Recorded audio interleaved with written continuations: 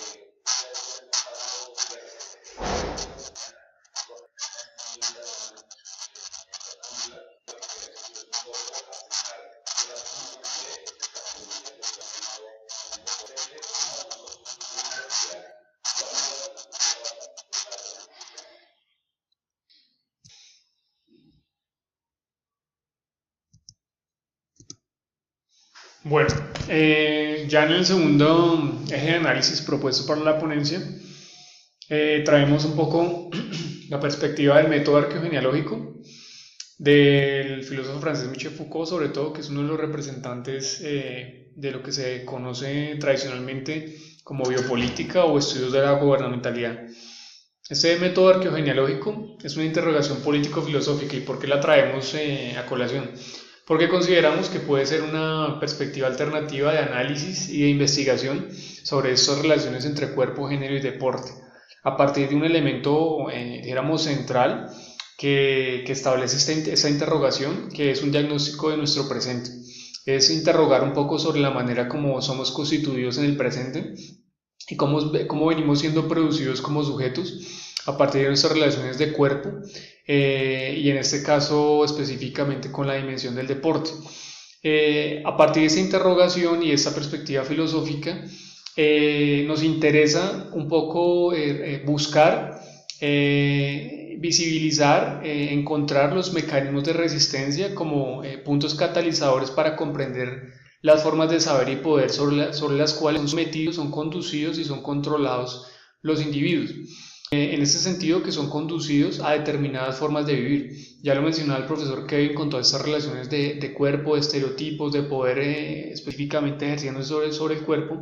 En el campo deportivo queremos encontrar cuáles son las resistencias que subyacen a estas formas de control, mecanismos de control. Por eso, nuestro presente nos indica que estamos en un contexto social, político, trazado por lo que se llama como neoliberalismo.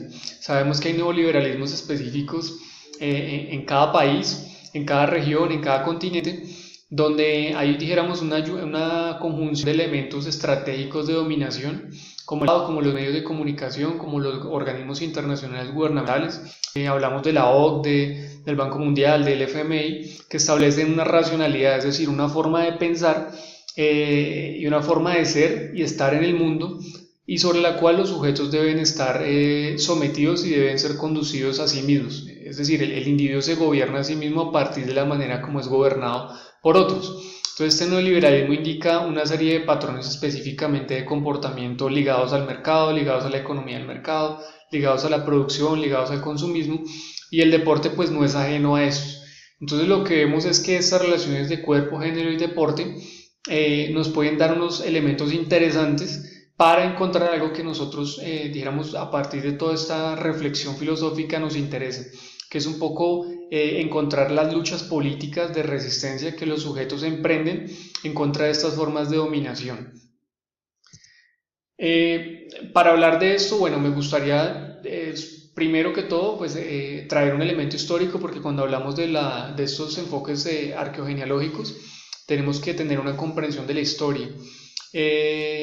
Y en un segundo momento quiero plantear un ejemplo particular y concreto de algo que venimos concibiendo a partir de esto que pues realmente es incipiente. Estamos hasta ahora comenzando un poco como a plantear estas perspectivas de análisis, pero consideramos que a futuro nos puede dar muchos réditos desde el punto de vista académico y político en la manera como construir un conocimiento concreto sobre esta realidad que estamos reflexionando hoy. Entonces, en los elementos históricos, digamos, esas teorías de la biopolítica, del gobierno de los otros, del gobierno de los cuerpos, nos llevan a entender que desde que se consolidó el Estado moderno en el siglo XVIII y siglo XIX, ahí se constituyeron dos tecnologías. Foucault las concebía como tecnologías, es decir, como unos aparatos de saber y poder que vigilaban y castigaban a los individuos. En ese sentido, primero tenemos la tecnología, que es una tecnología que se estableció política, una tecnología política que controlaba el cuerpo de manera individual, que lo sometía, y esa tecnología fue la base, dijéramos, de la conformación de muchas instituciones de este Estado moderno, como la escuela, como el hospital, como los institutos que controlaban toda esta parte de las insanidades, de los locos. Tenían, dijéramos, un modelo particular arquitectónico, unas estructuras, unas relaciones para vigilar y controlar los cuerpos.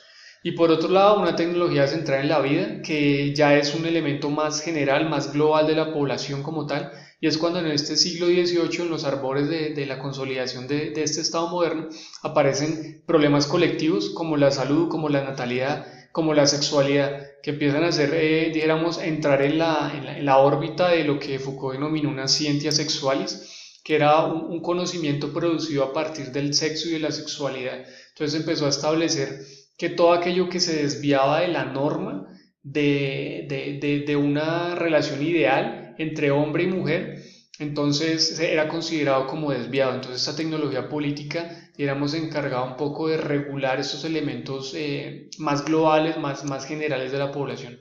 En ese sentido, vemos cómo la medicina se erigió como un mecanismo de saber y poder que desencadenó dos procesos que atañen específicamente a la educación física: el higienismo y el racismo de Estado, que es la eugenesia. Entonces vemos cómo los saberes biomédicos influenciaron la conformación del campo de conocimiento de la educación física, porque era una educación física específica para el hombre y una educación física específica para la mujer. Entonces se construyó a partir de ese binarismo y esa división binaria entre hombre y mujer. Para traer un ejemplo concreto, vemos un poco como todo este problema del fútbol colombiano, vemos como los medios de comunicación está haciendo, digamos, el fútbol masculino, pero el fútbol femenino tiene unas luchas y resistencias que deben ser llevadas a cabo, y me parece que sobre este ejemplo podemos discutir más ampliamente durante el Congreso, traer como las luchas de las mujeres por el reconocimiento del fútbol en este mercado de piernas donde se privilegian los discursos heteronormativos. Entonces, nos parece un foco importante de problematización, por ejemplo, traer las reflexiones de la FUTCOL, que es la Asociación de Futbolistas Colombianos. Entonces, esto es lo que tenemos un poco para compartirles y esperamos ampliarlo y acompañándolos a ustedes. Muchísimas gracias.